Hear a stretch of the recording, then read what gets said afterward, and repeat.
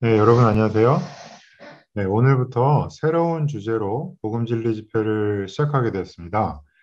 지난번까지 저희가 창세기의 여러 인물들을 중심으로 복음진리 집회를 했었는데, 아까 형제님께서 소개해 주신 것처럼 이제부터 오늘부터는 이 성경의 중점 진리, 성경의 중점 진리라는 주제를 가지고 매주 좀 다른 토픽을 가지고 말씀을 나눠보기로 하겠습니다. 우리는 성경을 읽어야 하고 성경을 통해서 주님을 이제 알고 접촉해야지만 이 성경은 어, 어렵다면 참 어려운 책이라고 할 수 있을 것 같습니다. 그래서 많은 이야기가 있고 많은 인물들이 있는 이 성경에서 중점 진리, 아주 중심이 되고 핵심이 되는 중점 진리를 파악하지 못한다면 그저 어떤 교훈을 주는 책이나 그냥 의미는 잘 모른 채 좋은 느낌을 가지고 읽기만 할 수 있을 것 같습니다. 우리는 그러지 않고 성경의 구약부터 신약에 흐르는 아주 중점이 되는 진리들을 잘 정리해서 제시하고 같이 누림으로써 이 성경을 더 효과적이고 하나님을 더 잘 알 수 있는 방식으로 누리기를 원합니다. 그래서 아주 기대가 됩니다. 오늘부터 이 성경의 중점 진리를 하나하나 잘 배워보기를 원합니다. 그래서 아까 처음에 제목을 잠깐 보셨는데요. 전체 제목은 이번 주 메시지 제목은 이 사람의 상태와 하나님의 사랑입니다. 이 사람의 상태, 무엇에 대해서 얘기하는지 궁금하시죠? 그래서 다음 슬라이드를 한번 보여주실까요? 우리가 사람의 상태라는 것은 이 우리 알아야 합니다. 우리 상태가 어떤지 알아야 됩니다. 그래서 그 해마다 건강검진 이런 거 받으시죠? 네, 내 상태가 어떤지 알아야 됩니다. 그냥은 잘 몰라서 아주 잘 우리 상태를 점검해 주실 수 있는 이 의사 선생님에게 가가지고 아주 구체적으로 그냥 뭐 건강한 것 같아 이런 것이 아니라 혈압은 어떻고 또 무슨 간 수치는 어떻고 여러 가지 방면 그런 뭐 건강에 관한 것도 있고 나의 심리적인 상태도 있고 여러 가지 측면이 있겠죠. 그래서 나라는 사람의 상태를 알 때 성경은 어떻게 정확하게 여러 가지 방면에서 사람을 어떻게 말하고 있는지 알아야 합니다. 그래서 그냥 뭐 나 잘 살고 있는 것 같고 뭐 밥도 잘 먹고 큰 문제가 없다. 이런 것이 나의 상태인지, 나의 사람의 상태인지 우리 성경을 통해서 아주 구체적으로 여러 가지 방면으로 사람의 상태를 또 알아보기 원합니다. 다시 한번 그 슬라이드를 보여주실까요?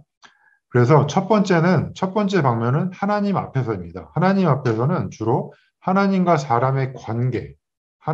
사람의 관계에서 우리는 어떤 상태인가를 좀 볼 필요가 있고, 두 번째는 우리 자신 안에서, 우리 자신을 봤을 때, 우리 태어날 때부터 지금 생활하는 그 상황에서 어떤 상태에 있는지 볼 필요가 있고요. 세 번째는 좀 의미심장합니다. 사탄 앞에서.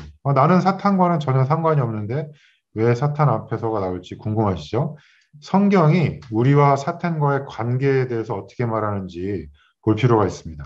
그래서 이런 성경 말씀들을 통해서 구체적으로 이 상태가 어떤지 하나하나 보도록 하겠습니다. 다음 슬라이드 보여주실까요? 첫 번째는 하나, 하나님 앞에서의 상태입니다. 이거 한번 좀 뮤트가 되어 있지만 한번 같이 읽어보셔도 좋을 것 같습니다. 하나님 앞에서의 사람의 상태는 위치적으로, 체험적으로 죄를 지었고 하나님의 심판 아래 있으며 진노 안에 있다. 네, 이것이 바로 이 성경이 말하는 하나님 앞에서의 사람의 상태의 아주 짧고 정확한 요약입니다. 이거 잘 기억해 보세요. 아까 뭐라 그랬죠? 위치적으로, 체험적으로 죄를 지었습니다. 네, 이것이 성경이 말하는 사람의 상태 제일 중요한 것인데, 우린 죄를 지은 사람들이고요. 그래서 심판 아래에 있고 하나님의 진노 안에 있습니다. 하나님과 사람의 관계에서 가장 중요한 키워드는 죄라고 할 수 있습니다. 성경 구절들을 보면서 구체적으로 좀 알아보기로 하겠습니다. 첫 번째 성경 구절은 로마서 3장 22절이 되겠습니다. 3장 22절인데요. 여기에 모든 사람이 죄를 지었으므로 하나님의 영광에 이르지 못하다가라고 말했습니다. 여기 성경은 로마서에서 분명히 말하고 있습니다. 모든 사람이 죄를 지었다고. 나는 죄 지은 적 없는데 이렇게 생각하실 수 있겠지만 성경이 이렇게 분명히 말합니다. 왜 그러냐면 로마서 5장 12절에 나오는 것처럼 한 사람을 통하여 여기서는 잘 아시다시피 이 한 사람은 아담을 말하죠. 아담이라는 한 사람을 통해서 죄가 세상에 들어왔고 죄를 통해서 죽음이 들어온 것 같이 모든 사람이 죄를 지었으므로 죽음이 모든 사람에게 두루 퍼졌습니다. 여기서의 원칙은 아담이 창세기에서 죄를 지었지만 이 아담이 죄를 지었을 때 우리 자세히 설명할 시간은 없지만 아담 타락했을 때 이것은 아담 혼자의 문제가 아니었고 사실 모든 인류가 그 죄에 동참했다고 할 수 있고요. 사실은 이 사건을 통해서 그 죄의 성분이 우리 안에 들어왔습니다. 그래서 우리는 아까 말씀드린 것처럼 위치적으로 죄인의 상태가 된 것입니다. 이 죄의 성분이 우리 안에 있기 때문에요. 그리고 체험적으로도 상황만 되면 어떤 상황만 허락하면 즉시 우리는 죄를 짓게 돼 있습니다. 여기 계신 분들 중에 나는 한 번도 죄를 지은 적이 없다라고 자신 있게 말씀하실 수 있는 분은 한번 손을 들어보시죠. 아마 들지 않으셔도 됩니다. 네, 아마 그렇게 자신 있게 말씀하실 분은 아마 없을 것입니다. 태어나서 한 번도 나는 거짓말을 해본 적이 없다. 나는 한 번도 미안하다고 말을 해본 적이 없다. 그런 분은 없으실 것이고요. 만약 그렇게 말씀하신다면 그분은 약간 문제가 있는 분이실 가능성이 높습니다. 배우자와 자녀에게 나는 이렇게 불필요하게 화내본 적이 없다. 그런 분 쉽지 않을 겁니다. 그래서 우리는 성경에서 말하는 것처럼 아담이 지은 죄를 우리가 동참함으로 또 죄의 성분이 우리 안에 들어옴으로 위치적으로 죄인의 상태가 되었고 체험적으로도 많은 죄들을 짓기 때문에 우리 모두 죄인의 상태라고 말할 수 있습니다. 그리고 이 부분에 대해서는 심지어 예수님을 받아들이시고 구원 받으신 분이라 할지라도 우리는 여전히 죄의 권세 아래 있기 때문에 죄의 영향력 아래 있기 때문에 죄를 짓곤 합니다. 우리는 죄를 이렇게 일삼는 자들은 아니지만 의도적으로 죄를 짓는 자들은 아니지만 죄의 영향력 안에 있기 때문에 여전히 하나님의 의로운 심판에 의로운 기준에 이르지 못한다. 이렇게 말할 수 있을 것입니다. 이것은 큰 문제입니다. 우리가 구원 받으신 분이건 구원받지 않으신 분이건 이 죄의 문제 아래 있다는 것이 하나님 앞에서의 우리의 상태에 있어서 아주 큰 문제입니다. 예. 그래서 그 다음에는 우리 자신 안에서의 상태를 보기 원합니다. 슬라이드를 보여주실까요? 우리 자신 안에서는 같이 한번 읽어보죠. 자신 안에서의 사람의 상태는 죄악 중에 태어나 악하고 거짓되고 허물과 죄들 가운데 죽어있는 소망이 없는 죄의 노예이다. 이거 좀 우울합니다. 네, 아까 말씀드린 것처럼 우리는 죄의 성분이 우리 안에 들어왔기 때문에 태어날 때부터 죄악 가운데 태어났어요. 좀 슬프죠? 네, 죄악 가운데 태어나서 어린아이들은 이렇게 거짓말하고 몰래 이렇게 뭐 나쁜 짓 하는 걸 가르쳐 주지 않아도요. TV에서 보지 않아도 자연스럽게 그렇게 합니다. 그래서 저희 아이들도 이제 애가 이렇게 잘 놀다가 조용히 뭔가 이렇게 구석에 가서 뭘 하고 있는 걸 발견하면 뭔가 이렇게 시키지 않은 거, 하면 안 되는 걸 하고 있어요. 그렇게 하는 거를 이렇게 배운 적도 없는데 몰래 이렇게 뭘 찢고 있다거나 뭔가 이렇게 부시고 있을 때, 뭔가 이렇게 자기 스스로도 이게 떳떳하지 않으니까 몰래 숨어서 엄마 뒤에 숨어가지고 그런 일을 합니다. 대단한 죄는 아니죠. 대단한 죄는 아니지만 이런 죄악 가운데 태어났기 때문에 우리 안에 죄의 요소가 들어있고 이것이 어떤 틈을 주면은 더 큰 죄를 지을 그런 죄의 노예로 우리가 태어난 것입니다. 성경 구절을 좀 한번 읽어볼까요? 여러 가지 성경 구절이 우리가 있지만 이 우리 자신의 상태를 보여주는 성경 구절 중에 제가 뽑은 것은 에베소서 2장 1절입니다. 에베소서 뭐라냐면 여러분은 허물과 죄 가운데서 죽어 있었습니다. 죽어 있는 것보다 좀 강력한 것이 없죠. 이 에베소서는 우리를 이 죄들 가운데 죽어 있다고 말해요. 근데 이것은 에베소에 있는 성도들에게 보낸 편지이기 때문에 그 물질적으로 피지컬리 죽어 있는 사람들은 아닐 텐데요. 이 성경에 대한 합당한 해석은 우리가 이 죄들 때문에 우리 안에 있는 우리는 영과 혼과 몸으로 된 존재들이죠. 우리 영이 죽어 있었다 이렇게 말할 수 있습니다. 구원받기 전에 우리는 이 영이 죽은 자들이었고요. 구원받은 이후에도 사실은 우리 체험 가운데 하나님과 멀어질 때, 성경과 멀어지고 교회 생활과 멀어질 때 이 영이 죽는다. 영이 제 역할을 하지 못한다.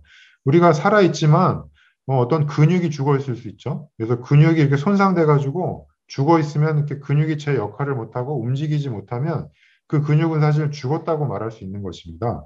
우리 안에 영이 있는데 영이 합당하게 사용되지 않고 하나님을 접촉하지 못하면 죽어 있다고 말할 수 있는 것이고요. 에베소서도 그런 의미에서 죽어 있었다 이렇게 말하고 있습니다. 이것을 우리 생활에 좀 적용해 본다면요. 아까 그 자신의 상태에서 말한 것 중에 죽어 있는 소망이 없는 죄의 노예였다라고 말하는데요. 우리 영이 죽어 있을 때 대표적인 그 현상이 뭐냐면 죄를 짓고도 하나님 앞에 떳떳하지 못한 그런 상황에 있으면서도 감각이 없습니다. 죄를 지으면서도 성경이나 하나님의 기준에 부합하지 못하면서도 별로 이렇게 죄책감도 없고 양심이 죽어 있으면 큰 느낌이 없죠. 이거는 내가 죄가 없어서 그런 것이 아니라 죄를 인지하고 이 양심으로 인해서 이렇게 선과 악을 이렇게 판별하는 기능이 죽어 있어서 그런 것입니다. 그래서 많은 사람들이 나는 큰 문제가 없는 것 같은데라고 할 때 이것이 사실은 올바른 것이 아니라 이 영이 죽어 있고 양심이 죽어 있기 때문에 그럴 수 있다는 것입니다. 이것이 우리 자신 안에서 사람의 상태를 알 때 아는 것에 있어서 아주 중요합니다. 이 지금 현 시대에 많은 세상의 사람들이 하나님 없이 하나님을 모르고 살면서도 큰 문제가 없다. 나는 잘 살고 있다라고 말하지만 이것은 이 상태는 사실상 영이 죽어 있기 때문에 영적으로 죽어 있기 때문에 그런 것이어서 이 문제가 죄가 있는 것보다 사실은 더 심각한 상황이다. 심각한 상태라고 이제 말할 수 있을 것 같습니다. 이거 좀 우울한 얘기지만 좀 더 전진시키면서 우리가 또 소망을 찾아보기 원합니다. 그 다음은 사탄 앞에서의 사람의 상태입니다. 자신 안에서는 우리 죄가 있고 죽어 있다는 걸 감각이 없는 그런 상태라고 하였는데요. 사탄 앞에서 나는 사탄과는 전혀 상관이 없는데 무슨 말일까? 한번 읽어보죠. 사탄 앞에서 사람은 마귀의 자녀들이고 사탄에게 복종하고 있으며 눈이 멀었고 사탄과 함께 영원한 불못으로 들어갈 운명이다. 좀 기분이 이렇게 좋진 않습니다. 근데 이것은 죄가 우리 안에 들어왔을 때 사실은 죄는 사탄의 체현이기 때문에 죄가 우리 안에 있다는 걸 인정하신다면 우리가 성경에서 말하는 것처럼 마귀의 자녀들, 사탄의 자녀들, 사탄의 영향력 아래 있고 심지어는 복종하고 있다는 것을 인정하셔야 됩니다. 우리가 죄 가운데 살고 있을 때 이것은 그냥 실수나 어떤 우연히 일어난 그런 것이 아니라 일순간에 일어난 그런 것이 아니라 근원이 분명하고요. 성경은 우리를 마귀의 자녀라고 했습니다. 이 죄가 있다는 것은 죄를 짓는다는 것은 우리 안에 사탄이 이렇게 운행하고 뭔가 이렇게 움직이고 있다는 얘기고요. 우리는 심지어 세상의 어떤 흐름이나 조류나 이런 것을 따라감으로 인해서 원하지 않더라도 어느 정도 사탄에게 복종하고 있고 또 이런 것에 대해서 좀 분별력이 많이 없고 눈 멀어 있다는 걸 인정할 수밖에 없습니다. 그래서 하나님이 우리 사람을 심판하신다고 하셨는데 우리가 미워서 심판하는 것이 아니라 바로 이 부분. 우리가 사탄과의 관계가 있고 심지어는 사탄에게 복종하고 그의 어떤 인도를 따르는 자들이기 때문에 이런 면에 있어서는 하나님은 사탄을 허락하실 수가 없죠. 그래서 영원한 불못으로 갈 이 징계 아래 있다는 것입니다. 우리가 미워서가 아니라 우리가 죄 가운데 있을 때, 죄를 짓고 죄의 권세 아래 있을 때 사탄과 관계를 맺고 있고 복종하고 있기 때문에 이것을 하나님은 심판하실 수밖에 없는 것이죠. 그래서 이런 면에 있어서 우리는 사탄과 관계가 있다고 말할 수 있습니다. 성경 구절 한번 읽어볼까요? 사탄과의 관계에 있어서 요한일서는 어떻게 말하냐면 이것으로서 하나님의 자녀들과 마귀의 자녀들이 드러납니다. 요 앞구절 보시면 죄를 일삼는 사람들은 모두 마귀의 자녀들이라고 말합니다. 우리는 한면으로는 하나님의 자녀들이지만 태생적으로는 사실 마귀의 자녀들이었습니다. 마귀의 자녀들이었던 우리가 구원받음으로 하나님의 자녀가 되는 것입니다. 그 다음 에베소서 2장 2절은 여러분은 그 가운데서 이 세상의 풍조에 따라 살고 사실 우리 모두 풍조에 따라 살고 있죠. 공중의 권세를 잡은 통치자 곧 지금도 불순종의 아들들 안에 운행하고 있는 영을 따라 살았습니다. 아까 말씀드린 것처럼 이 세상의 풍조, 이 세상은 이 사탄이 권세를 잡고 있기 때문에 세상의 풍조를 따라갈 때에 우리는 원치 않더라도 이 사탄의 이 권세 잡은 자에게 복종하고 그 영의 어떠함을 따라가는 그런 자들이 되는 것입니다. 그래서 여기서 우리 한번 잘 생각해 봐야 될 것입니다. 처음에 말씀드린 것처럼 하나님 앞에서 하나님과의 관계에서 우리는 죄 지은 자들이었고 심판받고 이 징계받을 그 운명에 있는 그런 자들이었습니다. 우리는 태어날 때부터 이런 죄 가운데서 태어났죠. 우리 자신 안에서 이런 죄 가운데서 태어난 결과로 우리는 이 영적으로 죽어 있고 우리가 심지어 죄를 짓고도 그 죄 짓는 것에 대해서 무감각한 그런 상황이 되었습니다. 그래서 사탄 앞에서도 사탄과 우리는 아무런 관계가 없는 것 같이 보이지만 이런 사탄 앞에 복종하고 있고 무능히 먼 채로 그를 따라가는 그런 상태인 것입니다. 이것이 사람의 상태이고요. 우리가 구원받은 이후에도 어떻게 보면 우리의 신분이 죄인의 신분에서 하나님의 자녀의 신분으로 움직였지만 여전히 이 죄 가운데 살고 있을 때 우리의 상태는 이 구원받기 전의 상태와 비슷하다. 상당히 비슷하고 죽어 있고 눈 멀어 있고 그런 상태라는 것을 인정하실 수밖에 없을 것입니다.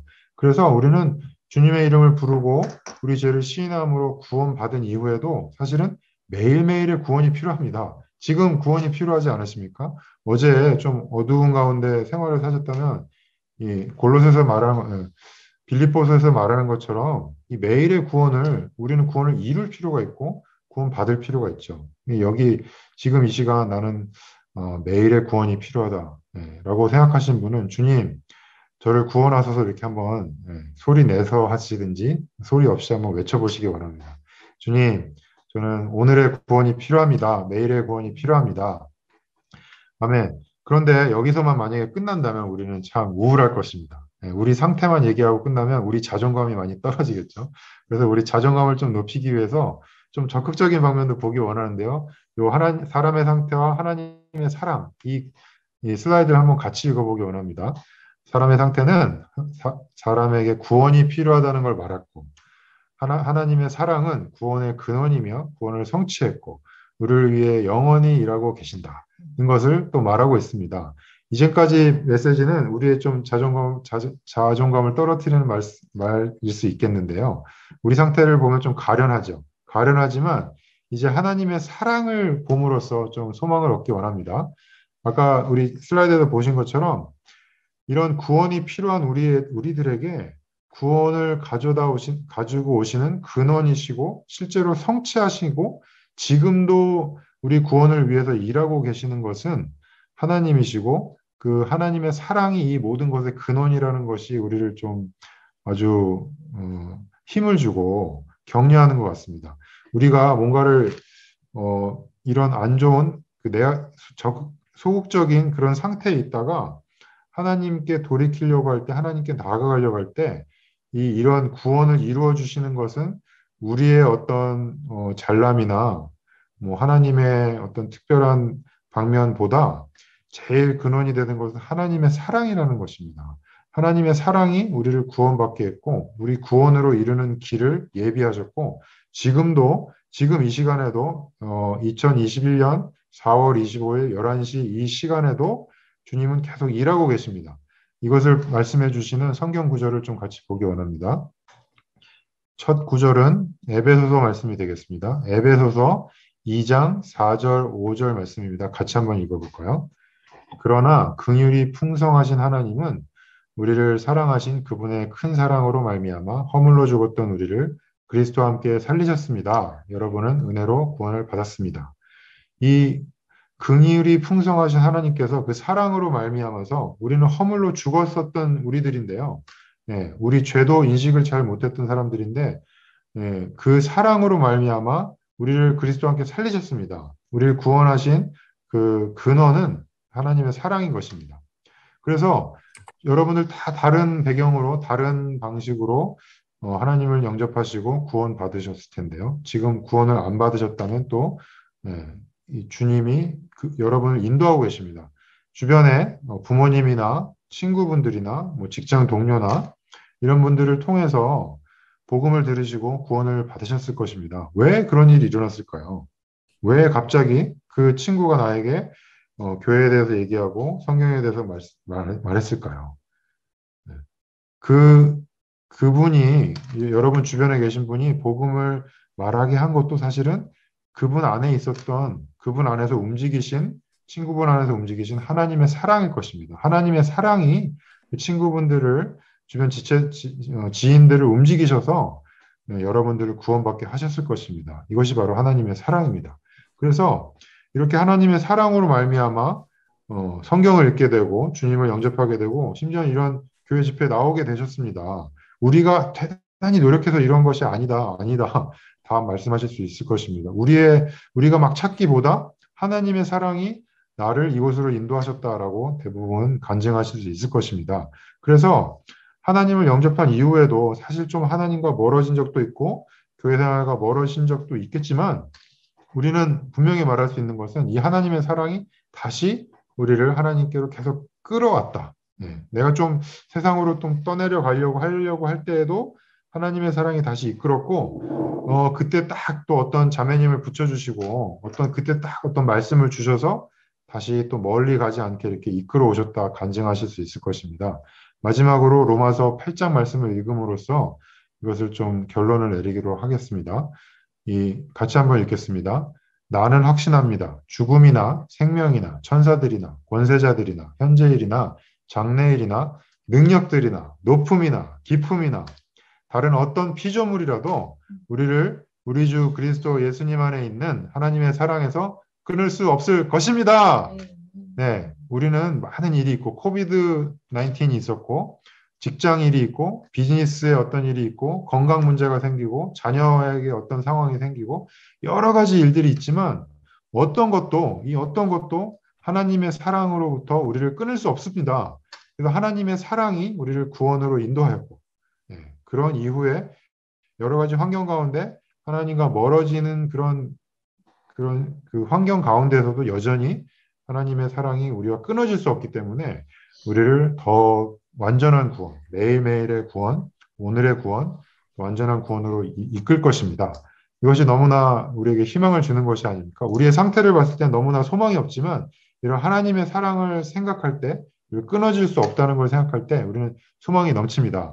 그래서 이후의 시리즈를 통해서 이런 하나님의 구원을 또 완전히 누리는 방법, 또 하나님이 소망하시는 구원받은 우리들이 소망하시는 그런 생활에 대해서 성경의 중점 진리들을 통해서 더 배워보기를 원합니다. 아멘.